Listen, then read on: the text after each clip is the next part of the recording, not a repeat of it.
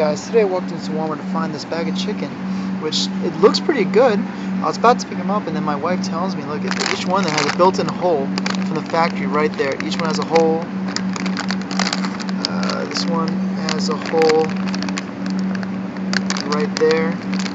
All of them have a hole right in the front of the packaging, and you find that to be actually kind of gross.